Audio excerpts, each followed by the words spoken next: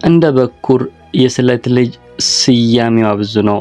ከአፄ ሰርፀ ድንግል እስከ 19ኛው ክፍለ ዘመን አጋማሽ ድረስ ከ350 ዓመታት በላይ ስለዘለቀው መዲናነቷ በነገስታቶቿ ስለተፈጸሙት ፍቅር፣ ጥበብና ይቅርታን መሰረት በማድረግ ሊቃውንተ ቤተ ክርስቲያን ጎንደርን የመማፀኛ ከተማ ሲሉ ይጠሯታል።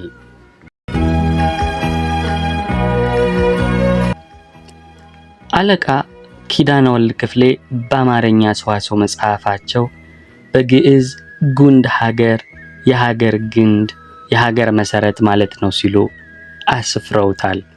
አበውም የግዕዝ ቃል ከአማርኛው አጣምረው የፍቅር ስያሜ ችረዋታል። በግዕዙ አበቅ እንከን ከአማርኛው የለሽ ተዋህደው አበቅ የለሽ እንከን አልባ ከተማ ይሏታል። በብዙሃኑ ዘንድ እናት ዓለም የሚል መጠሪያም ተችሯታል። የታሪክ ተመራማሪው ሪቻርድ ፓንክረስት በበኩላቸው በ1969 ባሳተሙት ኖትስ ኦፍ ዘ ሂስትሪ ጎንደር መጽሐፋቸው ጓንዳራ ማለት ነው፣ ትርጉሙም በወንዞች መሃል ያለች ገነት ነው ሲሉ ታላቅነቷን መስክረዋል።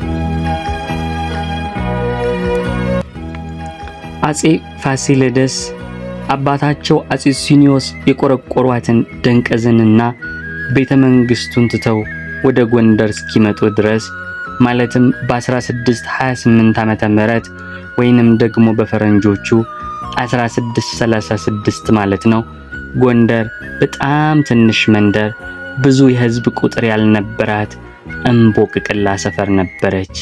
ይህን እውነታ አፄ ፋሲል አስረግጠው በማወቅና በመረዳት ከዚያም በተጨማሪ ጎንደር ዙሪያዋን በተራሮች ሰንሰለት የተከበበች በመሆኗ ጠላትን ለመመከት የሚያስችል ቁልፍ ቦታ ናት ብለው ራሳቸውን በማሳመናቸውና ጎንደር ሁለት ታላላቅ ወንዞችን ማለትም አንገረብንና ቃን የተንተራሰች በመሆኗ ከሌሎች ቦታዎች መርጠው የአባታቸው የአፄ ሱስንዮስን ቤተ መንግስት ትተው ከደንቀዝ ሰሜናዊ ምዕራብ ወደ ምትገኘው ወደ ጎንደር ሰራዊታቸውን አስከትለው በመጓዝ ግዛታቸውን በዚች ስፍራ አደረጉ። አፄ ፋሲል ጎንደር እንደገቡም ቤተ መንግስታቸው እስኪታነጽ በቀጥታ ያረፉት ከታሪካዊው ጃን ተክል ዋርካ ስር አጅባራቸውን ተክለው እንደነበር የታሪክ ድርሳናት ያሳያሉ። ከሳቸው ጀምሮ የዘመኑ አፄዎች የገነቧቸው ቤተ መንግስቶችና አብያተ ክርስቲያናት የከተማዋንና የኢትዮጵያን ታሪክ ለዓለም ጥሩ ገጽታ በመፍጠራቸው ከተለያዩ ክፍለ ዓለማት እንደ ጎርፍ ለጉብኝትና ታሪክን ለመቃኘት የሚተማውን ቱሪስት ለአብነት መጥቀስ ይቻላል። ጎንደር ጥንታውያኑ ኢትዮጵያውያን ቄስና መሐንዲስ፣ ኡስታዝና በጋዝ፣ ወታደርና አርሶ አደር፣ መምህርና ደቀ መዝሙር፣ ዳኛና ፍርደኛ፣ አንጠረኛና ጥበበኛ፣ ሸማኔና ምስለኔ ተዋህደው የገነቧት አምሳለ ኢትዮጵያ ሆና የቆመች በጥበብ የተሰራች የቦታ አቀማመጧ ለጦር ስልት ምቹ፣ የአየር ንብረቷ ተስማሚ፣ በዚያ በጥንቱ ዘመን ደግሞ ከዓለም የተወጣጡ ሰዎች ለመኖሪያነት የሚመርጧትና በጋራ የሚኖሩባት ከተማ ነበረች። እማማ ጎንደርን ስሟ ከራስ ደጀን ተራራ እንዲገዝፍ ካደረጉት በጉያዋ ካቀፈቻቸው የመናገሻነቷ ማሳያ ገኘው ጎንደርን የረገጠ ጎብኚ ሁሉ ሳላያት አልሄድም የሚልላት ታሪካዊቷ ደብረ ፀሐይ ቁስቋም ቤተ ክርስቲያን ትጠቀሳለች። ታሪካዊቷን ደብረ ቁስቋምን ያሰሯት እትዬ ምንትዋብ ነበሩ። ታሪኳ ብዙ ነው። ንግስቲቱ ሲያስገነቧት በቀን 1000 ሰው ግንባታው ላይ ተሰማርቷል ይባላል። ኞች ዘንድ ሁለተኛው የጎንደር የሥነ ስዕል ስልት የሚባለው ነው።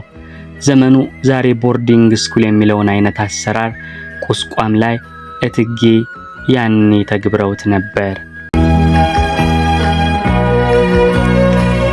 ደብረ ፀሐይ ቁስቋም ማርያም በተመሰረተችበት ዘመን የራሷ ጉልት የነበራት ሲሆን ይኸውም በእብናት በለሳና አርማጭሆ ተሰባጥሮ የሚገኝ ዘመን በምንትዋብ ከተገነባው ናርጋ ስላሴ ጋር ይመሳሰላል የሚሉ መረጃዎች አሉ።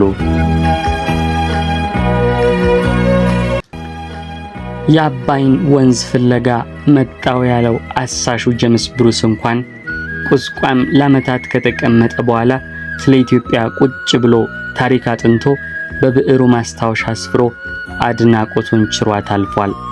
በርካታ የጉዞ መጻሕፍት በዘመኑ የተመለከቱትን ሲተርኩ የቁስቋምን ገናናነት በብዕራቸው ከትበዋል። ምናልባትም ከኢትዮጵያውያን ይልቅ ለሌላው ዓለም የቀረበች ታሪካዊ ቤተክርስቲያን ያደረጋት ይህ ሳይሆን አይቀርም።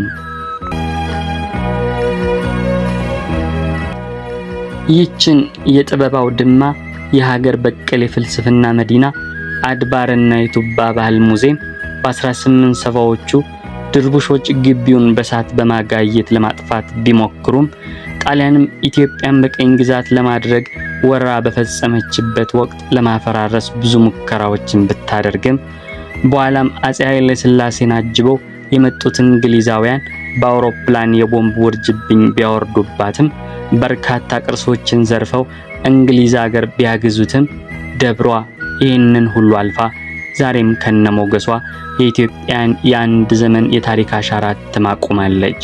በእርግጥ ቤተክርስቲያኑ አሁን የያዘውን ቅርጽ ያገኘው በጣሊያኖች ጊዜ ሲሆን የአሁኑ መልኩ ከድሮ እጅግ ይለያል። ከሰዓት የተረፉ የእቴጌ ምንትዋብ መገልገያዎች አሁን ድረስ በቤተክርስቲያኑ ይገኛሉ። ተዝቆ ከማያልቀው የጎንደር ታሪክ ለቅምሻ ይችን በማለት በአካል እንድትጎበኙ እየጋበዙ የዛሬውን የታሪክ ማህደር